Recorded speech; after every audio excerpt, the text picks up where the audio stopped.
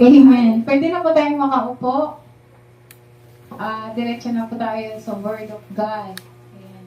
Mapagpalang gabi po sa ating lahat. Last week po ay wala po ako at hindi po naipamigay yung mga regalo po sa ating mga mothers. No? Late. Nag-expire na yung yung regalo. Ay, kaya lang yung mga dito nabigyan na. Pastor. Si Mami Josie, tsaka si Mami Nursing, mga nabigyan niya. Yung umatin sa sabit. Mga umaten sa sabit. Pero may maliit pa na ibibigay ko namin sa inyo. Kaya pagkatapos po ng Santa Cena siguro, may ibibigay po yun. Amen! Dumako po tayo sa salita po ng ating Panginoon. Matatagpuan po ito sa libro po ng Salmo na sinulat po ni Haring David. Sabi po dito sa Psalm 133 verse 1, napakagandang makita ang mga mamamayan ng Diyos na namumuhay ng may pagkakaisa. Ulitin ko po. Psalm 133 verse 1, napakagandang makita ang mga mamamayan ng Diyos na namumuhay ng may pagkakaisa. So, dun po tayo sa word na pagkakaisa. Kaya ang title po ng ating pag-uusapan sa gabi nito ay Unity o Pagkakaisa. Alam niyo po, nung bata pa po ako, dahil spoiled po ako sa lola, dahil laki po ako sa lola, hindi po ako laki sa magulang ko. Dahil nag-abroad po si mama, kaya lumaki po ako sa lola. So, in-spoiled po niya ako. Hindi niya ako pinaglalaban, hindi niya ako pinagbuhugas ng pinggan, hindi niya ako pinagplaplansya, hindi niya ako pinaglilinis sa bahay. So, wala akong alam na trabaho. No? Hindi ako marunong maghugas ng mga pinagkainan namin noon, sa totoo lang po. So, sobrang in-spoiled po ako ni Inang Ansing ko. Pero, kasi po may tita po ako doon sa Bataan, pumupunta po siya doon, lalo na pag-aningan. Hinahatiran po niya ng bigas. Pag pumupunta siya ng Bataan, kapilitan nga siya Aginaw. Kasi buhay pa po noon yung tatay niya. Matanda na siya. So ako po yung naghuhugas. Kada hugas ko po ay may nababasag na bowl. Yung ceramic ba yun? Yung pangmatandang, pang-old na mga mangkok. Yung babasagin. Yan. Makapal din yun. Kaya lang, nababasag ko po yun. No? Kasi nga, hindi po ako marunong maghugas noon. So, dito po sa mundo, there's a lot of things that easily broken in this world. Yung ceramic bowl po na hinugasan ko ay hindi po siya madaling mabasag sana. Dahil yun po ay makapal. Pero dito sa mundo, there's a lot of things that easily broken. May mga bagay dito sa mundo na madaling masira. Like what? Broken friendship. Sino yung may friendship dito na lagi silang nag-aaway? Tapos, nagsisingilan. Ikaw nga, pinapakopya ko noon. Di ba? Ngayon, kung sino-sino ka na. Di ba? Nung nasa high school tayo, pinapakopya kita noon. Ganyan. O kaya, nagkagawa ng boyfriend or girlfriend. So, nagkakaroon ng broken friendship. Broken vow, yung mga kasal. Ayan, nagsabi na sa hirap at sa ginhawa. Ngayon, marami na pong nag-iiwalay na mag-asawa. Maraming na anak, maraming na di-divorce na kasal. Broken relationship. Okay? Yung may mga, hindi lang kaibigan, sa marriage, pati sa pamilya. Relasyon po yan. So, nagkakaroon ng broken relationship. There's something na easily broken maging po sa church. Sa atin po, sa City of God. No, yun po yung pakakaingatan natin. Kung ano po yung madaling mabasag sa pagsasamahan natin dito sa church. At number one, na unang nababasag, kahit sa community natin, kahit sa relasyon natin, kahit sa pagkakaibigan natin, maging sa pamilya natin, lalong-lalo na po sa church, ay ang the word na unity. Yan po yung unang nawawala sa ating mga magkakapatid, yung pagkakaisa. Because there's a lot of excuses. Di ba, Ale? No? Magaling namang mag-gitara si brother. Kahit hindi ako maka-attend. Di ba, Ale, andun naman si Mami Josie. Magaling naman siyang mag-testimony. Kahit hindi na ako tatayo sa testimony. Di ba? Di ba, Ali, active naman si Sister Kat. Lagi, no? Lagi na lang nakikita si Sister Kat every Wednesday. Kasi ayaw natin na tumayo. Dahil may inaasahan na si Pastor. So nawawalan po tayo ng trabaho bilang isang membro dito sa City of God. So nawawalan po yung the word na unity. Nais natin na kahit saan ay may unity. Di po ba? Sino dito yung gustong magkaaway ang pamilya mo? Sino dito yung may gustong kaaway yung kaibigan mo? Sino dito yung gustong kaaway yung mga kapitbahay mo? Dito sa kabarangay mo. No, kung si Daddy, nasa barangay, member siya ng barangay council, gugustuhin ba ni Daddy na laging may kaaway dahil walang unity sa kanilang samahan? Kaya nga po, dito pa lang sa bungad, no, dito sa Psalm, sa binasa natin, sabi niya, napakagandang makita daw. No? Napakagandang makita daw na tayo ay namumuhay ng may pagkakaisa. Kung titignan po natin, kung laging away yung nakikita natin, matutuwa po ba tayo? Lalo na sa loob ng tahanan.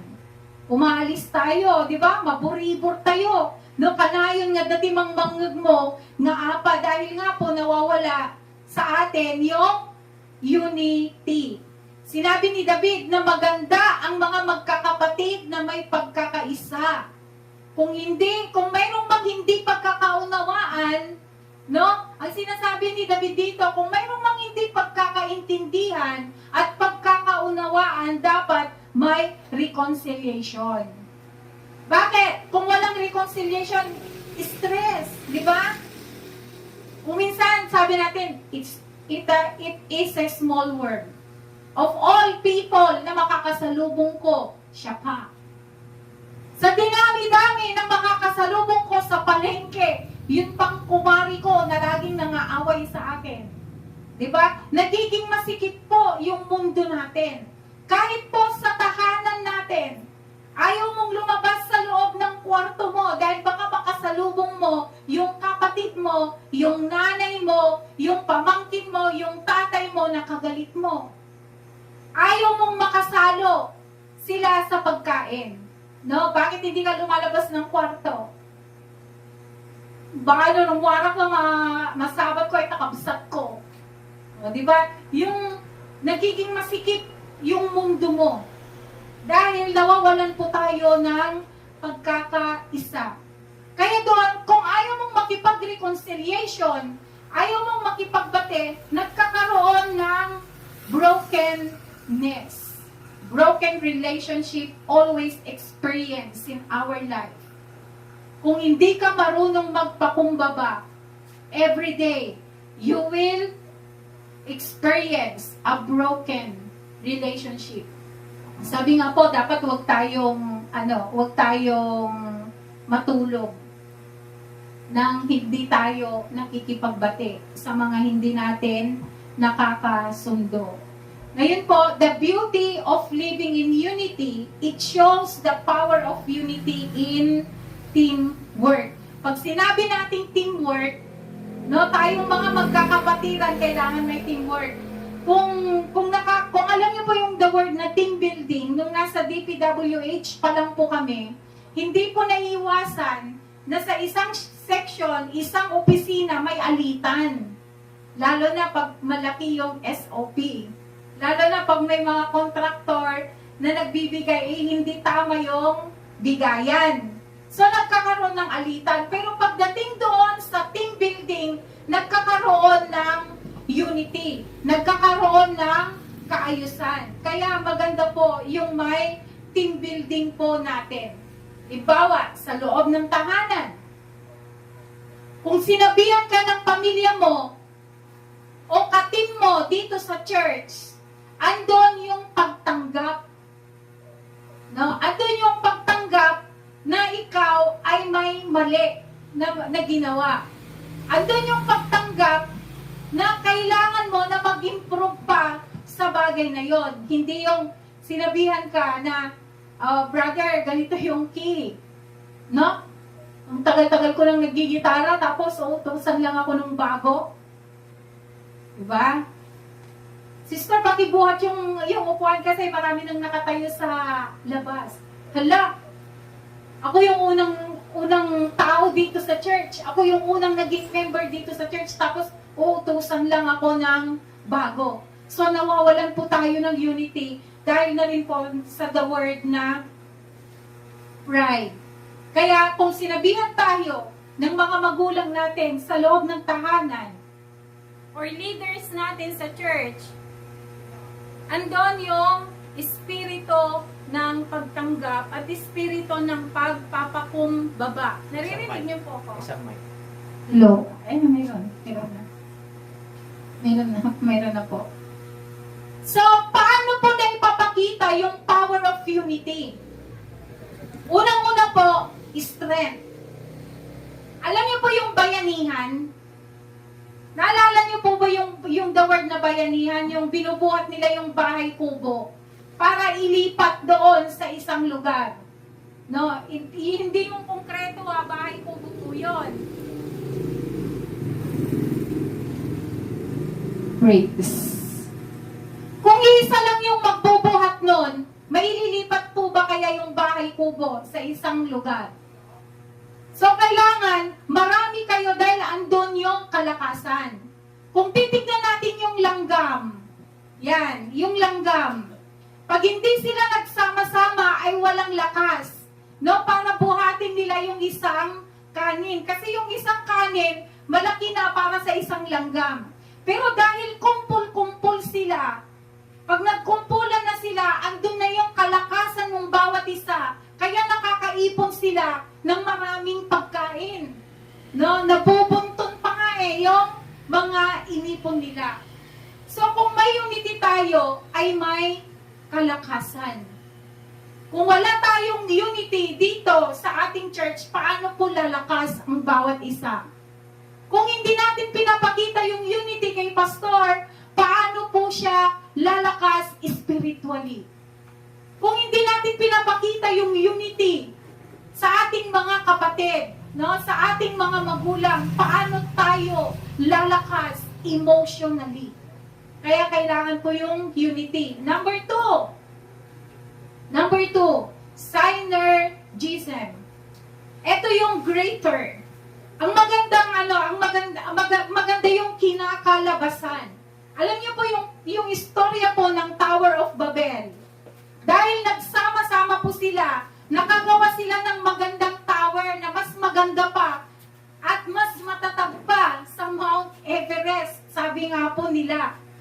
No? Kaya ang ginawa ng Diyos, pinag-iba-iba niya yung kanilang mga wika para hindi sila magkaintindihan, para hindi sila makagawa ng Tower of Babel. Maging yung wall of Jericho, Jericho's wall. Sabi ni, si Joshua po ba yung nag-lead doon, pastor? Nakalimutan ko na. Si Joshua, no? Sa wall of Jericho. Sabi ni Joshua, siya po yung leader doon, nung sa akin nila yung wall of Jericho, kailangan sa pag-iikot natin sa wall of Jericho ay walang boses na maririnig. Kailangan tahimik lahat. So, nung sinabi yun ni Joshua, walang nagtanong, bakit kami tatahimik? hindi ko kakayanin, natatahimik ako. Nya itikas latay lagbagtik nga, agik ikot kay Wall of Jericho, siguro may pagre-reklamo. Pero dahil sa unity, hindi na sila nagtanong kay Joshua, no? Habang iniikot nila yung Wall of Jericho, sila po ay tahimik. Pero on the last day, sabi ng Panginoon, magingay kayo. Patugtugin nyo yung mga musical instrument. Magingay kayo. Siguro kung nabubuhay ako noon, sabi nila tahimik, ngayon magsisigaw naman. No, dahil nakinig sila sa leader nila, nagkaroon ng synergism. Maganda yung kinalabasan. Maganda yung ginagawa nila. Maganda yung gawain pag tayo ay nagsama-sama. Walang reklamo. Pag sinabi ni Pastor, tara doon, mag-Bible study, naku, marami naman sila, magluluto pa ako, marami pa akong gagawin. Hindi natin makikita yung synergism. Hindi natin makikita yung magandang kalalabasan. Kung iisa ni Pastor, dadalawa lang, tatatlo lang yung pupunta, paano mo may papakita na may magandang kalalabasan? A-attend tayo dyan, lagi silang kukunti. Andan to may makaawis. Di ba? So, kailangan mayroong unity. Hindi lang yung iisa po yung gagalaw. Kung may pagsunod, no? Kung may espiritu tayo ng pagsunod sa ating mga leaders, magkakaroon po, makikita po nila na may magandang kakalabasan. Letter C, number 3, sabi dito, stability. Tibay. Matibay. Alam niyo po yung tali ng kalabaw? Sino yung nakakalam dito ng tali? Pag-iisang hibla lang yon, walang kapangyarihan yon. Walang tibay yon. Pero dahil maraming hibla, kaslangay sinalapid, di tali, may tibay po yon. No, kahit itali mo doon yung 5 kalabaw, hindi yon mapipigtas. Dahil nga po, no, may stability, may tibay. Bakit? Dahil sila ay nagkukumpol-kumpol. Halimbawa, no, na nakipagpinungutan ka, ang nakasalapid ay buhok mo, malalagas yan. Pag pinungot nila, di ba? Pero pag nakatirintas, kahit na anong hila nila yan, walang malalagas sa buhok mo. Dahil sila ay nagsama-sama, naging makapal na parte. Kaya nagkakaroon ng tibay. Ganun po yun, no? Pag nagsama-sama tayo, pag may unity po tayo, matibay po tayo. Kahit na anong pagsubok, no? Kahit na down na yung kapatid mo.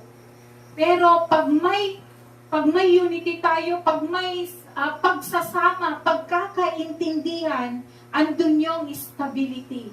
Andun yung matibay. No, nag-flow po yung natin, yung spirit po natin sa isa't isa. Pinapagtibay natin yung mga kapatid natin na nadadown. Dahil may pagkakaisa po tayo, ayaw po natin na malagasan po tayo ng isa.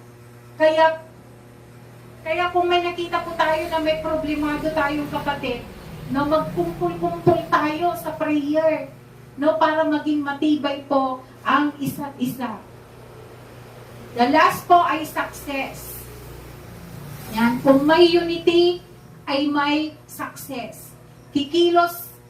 Lalong kikilos ang ating Panginoong Diyos kung nakita niya na may unity po tayo. Yung istorya po ni Aaron, ni Moises at ni Joshua, nung nakikipaglaban po sila, kailangan nakataas yung kamay ni Moises. Pag bumababa po yan, natatalo yung kanilang mga army. So, sinumat dito'y mat, nyati, nabayang nga, mangingato ti ima. Siyempre, maktangan kayo, kaya ang ginawa ni Aaron, tsaka ni Joshua, inigaman na di ima ni Moises. Para pag numaktangan, may nga maibaba. Kasi may tumulong sa kanya. Nagkaroon sila ng unity. Kaya doon sila nanalo. Kung walang unity, wala pong success. Kaya mga kapatid, sa gabing ito, nawa ay magkaroon po tayo ng pagkakaisa. No? We are now in first year. 1 year. 1 year na po ang Balintaway. And if we have this unity, hindi lang po 1, 2 o 3 taon na maaabot natin. No, sana mag-golden. Pero paano mag-golden kung walang unity? Kaya kailangan po magpalakasan po ng bawat isa. And how to handle a broken relationship. Ayan. Alam ko po na sa bawat pamilya, bawat church, bawat community ay nagkakaroon ng hindi pagkakaunawaan. Ngayon, paano po natin ito aayusin? Para maganda yung pakikitungo po natin sa isa't isa. Kahit na nagkakaroon ng problema. Number 1, do not worsen the damage. Huwag nyo nang palalain yung damage. Kung ano yung nakitang problema, huwag mo nang dagdagan. No? O talagang ganyan yan, nung hindi nga umatin ng church, marami ng bisyo yan. Marami ng ginulong pamilya yan. Talagang problema na siya ng lipunan. Ang pinag-uusapan lang dito ay yung pagkakamali na ginawa niya. Huwag nang dagdagan yung issue. Mag-focus ka lang doon sa problemang iyon hanggang ito ay maayos. Kaya nagkakaroon ng kaguluhan dahil yung past ay sinasali mo. Mag-focus lang tayo kung ano yung problema. Huwag nang dagdagan ng issue. Huwag nang dagdagan ng malala pa. Huwag nang dagdagan ng ibang salita, no? Para maayos ang problema. Number 2, do not talk about with other person. Kung sino lang yung may problema, yun lang, huwag mo nang pakialaman yung mga nananahimik na tao. Huwag nang isali yung ibang tao. Uminsan, paggalit tayo, no? Nagmala ka, kaniinang kaniamang mo ganin. Diba? Ganyan ba? Ganyan ba yung umaaten sa City of God? Ganyan ba yung tinuturo ng pastor ninyo? Nadamay, pati si pastor na taga-paniki. Andito ka sa Balintaway, pinapagalitan ng magulang mo, pero nadamay, pati si pastor na andun na sa paniki. Diba? Ganyan ba yung napapag-aralan ninyo sa church ninyo? Pati church nadamay. Kaya wag nang isawsaw sa problema yung ibang tao. Kung sino lang yung kinakausap mo, yun lang. Para hindi na lumala yung problema. Number 3, do not cut communication to each other. Okay? Kung napagsabihan mo na siya ngayon, lagi mo siyang kumustahin. Lagi mong i-monitor. Ako po nasa provision. No? Nagmo-monitor ako. Lagi kong sinasabi, nagmo-monitor kami ng mga tao na nakagawa ng mali sa lipunan. Hindi lamang sa monthly meeting namin ko siya kinakausap. Pinupuntahan ko siya sa bahay. Ayaw kong i-cut yung communication namin para hindi siya ulit ma-invite ng mga maling tao na gagawang muli ng hindi maganda dito sa lipunan. So, lagi mong kumustahin. No? Kahit wala kang loob, may free data naman. Sister, kumusta ka na? No? Huwag mong iparamdam na siya ay hindi na katanggap-tanggap. Huwag mong iparamdam na malaki yung ginawa niyang kasalanan. Kasi, they will feel alone. No? Parang isipin nila, hindi na ako katanggap-tanggap sa church. Hindi na ako katanggap-tanggap sa pamilya kasi ayaw na nila akong kausapin. So, mahihiya yung tao ngayon na umattend or mahihiya na lumapit sa kanyang pamilya dahil kinat mo na yung communication. Nobody's perfect. Kahit kami na nagsasabi sa inyo, kahit kami na mga pastor ninyo, kahit kami na mga advisor ninyo, nakakagawa din kami ng mali. Kaya alam namin, yung pakiramdam ng hindi ka na pinapansin ng tao. Masakit po yun dahil napagdaanan ko at napagdadaanan ko hanggang ngayon dahil sa politika. No? Dahil sa politika. Dahil sa church. Kaya masakit pag hindi ka kinukumusta nung mga taong yun. Parang sabi ko nga kay Kim, nahiya pa akong umuwi doon. No? Kasi parang hindi ako belong sa pamilya dahil they cut the communication.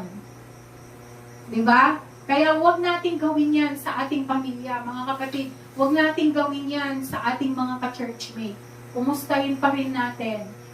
Ang unang nagturo sa atin ng forgiveness at pag-ibig ay ang Panginoon. Mula nung tinanggap mo ang Panginoong Yesus sa buhay mo, andun na. Tinanggap mo na rin yung magpatawad ka, intindihin mo yung sitwasyon, na mahalin mo yung kapatid mo. Next po, number 4, improve the dynamic of communication or interaction. Yun nga po, no? Kung pwede, alam niyo po pag may problema, isang topic lang yan kahit hindi ka magsalita. Alam niyo po si Hope, nung sobrang sinubok siya ng panahon, yan, sinubok yung kanyang buhay.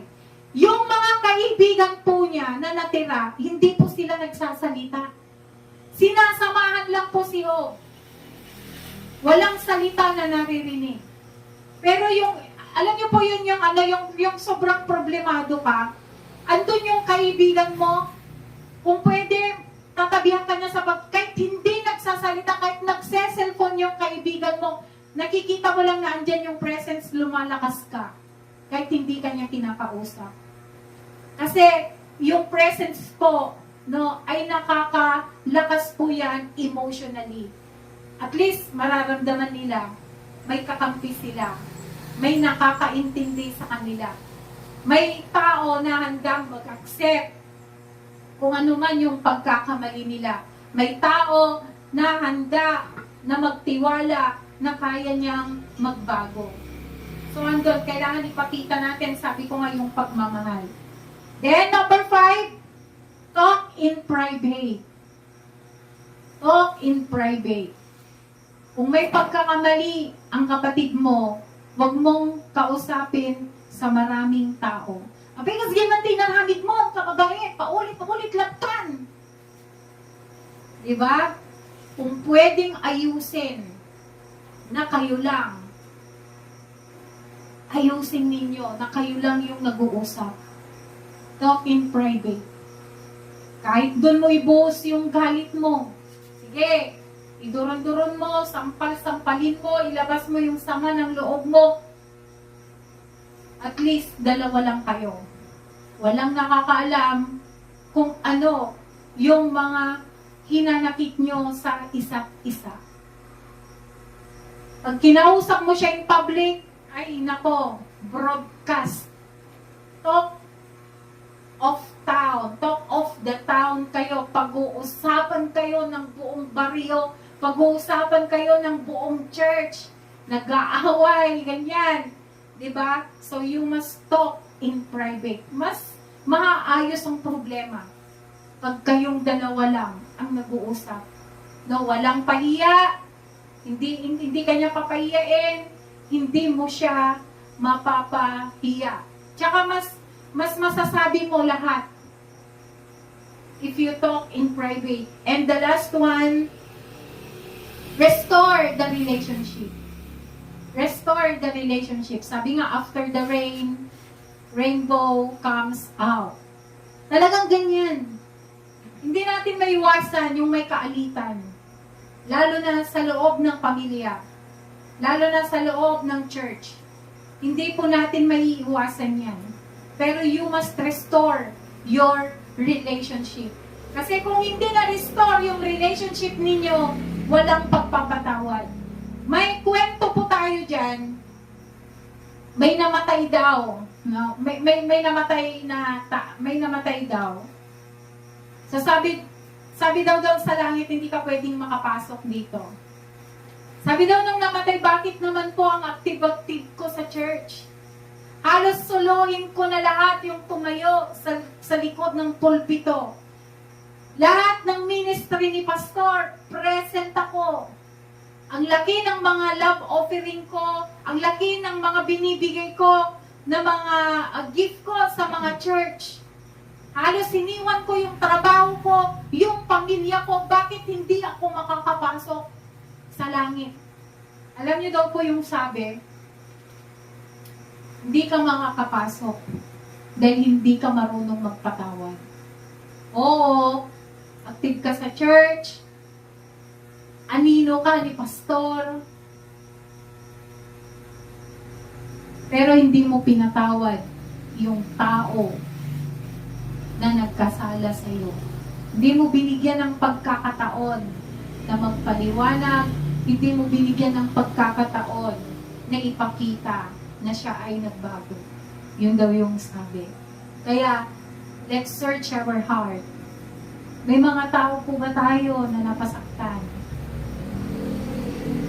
May mga tao po ba tayo na kailangan natin na humingi din ng pagpapatawad? Alam niyo ba nung nasa college po ako, naging speaker po ako doon sa isang company. Doon po mismo sa school po namin.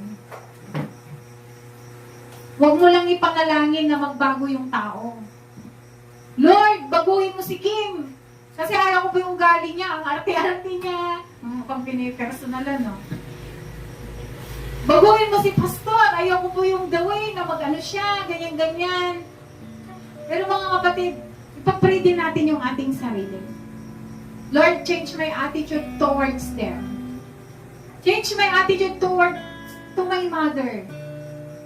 Kasi kahit na alam mo na tama yung ginagawa mo, pinapakita mo na mahal mo yung nanay mo, pinapakita mo na mahal mo yung kapatid mo, pero bakit laging may alitan?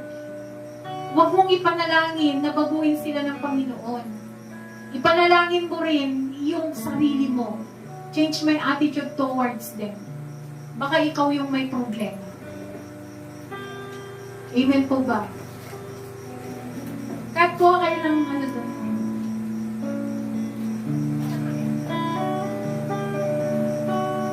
Di ba lahat po tayo tumayo?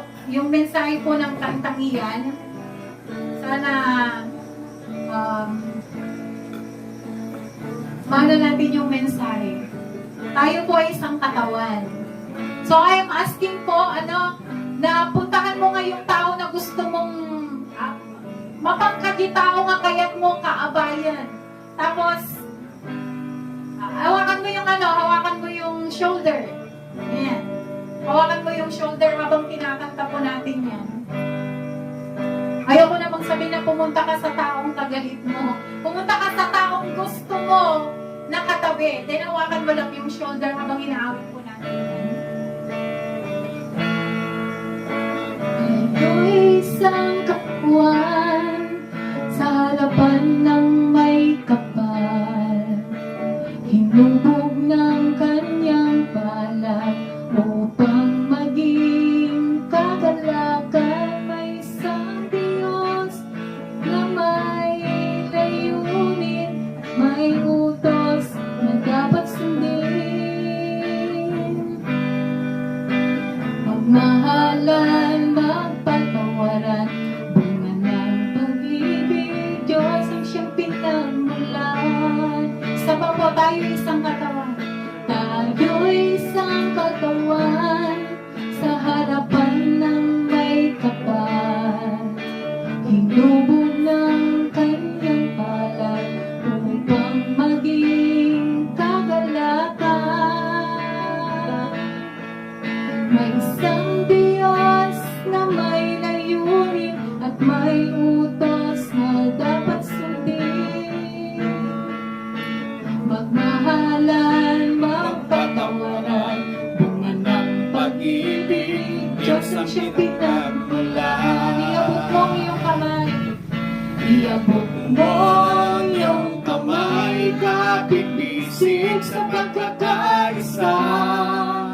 Kung may tampuhan man, o kaya'y may alitan, limutin na tayo'y magkaisa. Iabot mo ang iyong kamay. Iabot mo ang iyong kamay, kapit-bisig sa pagkakaisa. Kung may tampuhan man, o kaya'y may alitan, Tapusin na, limutin na, tayo magkaisa. Iyawag mo yung kamay.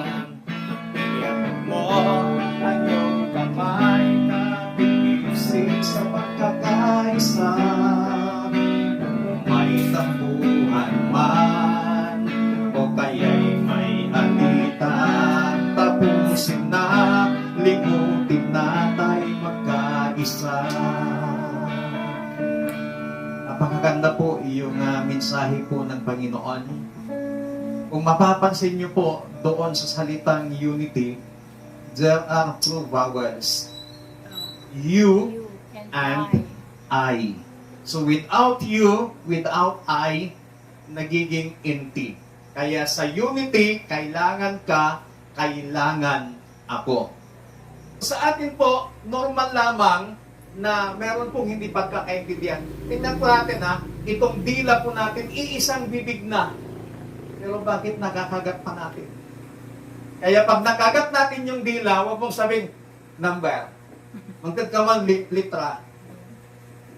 Nag-aaway yung dila po natin sa bibig natin, sa ngipin natin, kaya nakagat po natin yun. So, sa atin po, bilang magkakapatid sa Panginoon, sa loob ng pamilya, lagi po nating tandaan na tayo po ay may kanya-kanyang mga karakter, may kanya-kanyang attitude.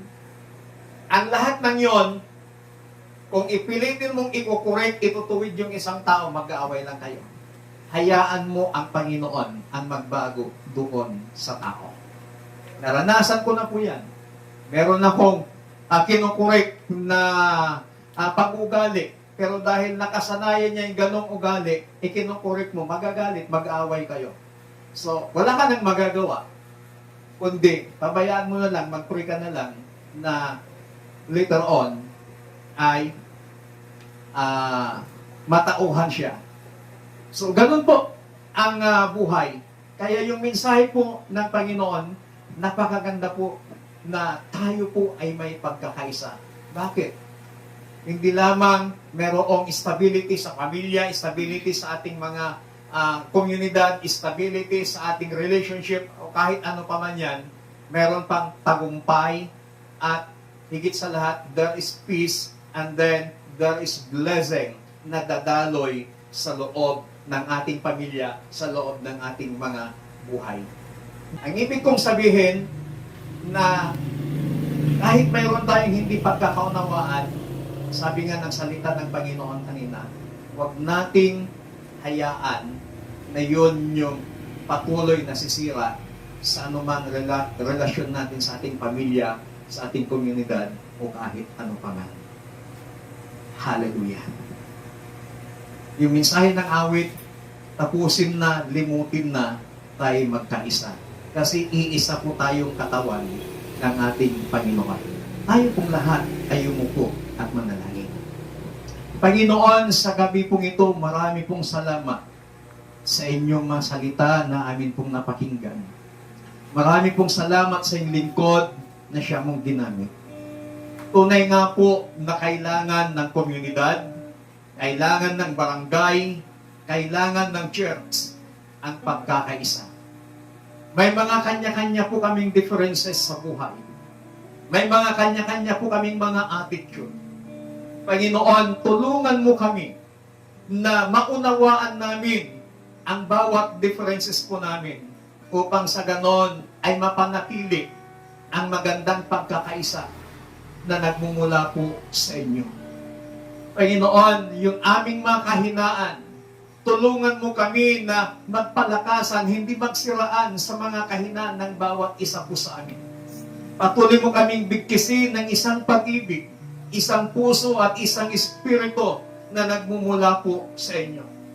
Pag dumating man, Panginoon, na meron kaming hindi pagkakaunawaan sa bawat isa, tulungan mo kami, banal na espiritu, how to handle our emotions, how to handle our feelings, O God, upang sa ganon ay ma-resolve agad ang hindi pagkakaunawaan sa loob ng pamilya, sa aming mga kaibigan, sa aming mga karelasyon, Panginoon.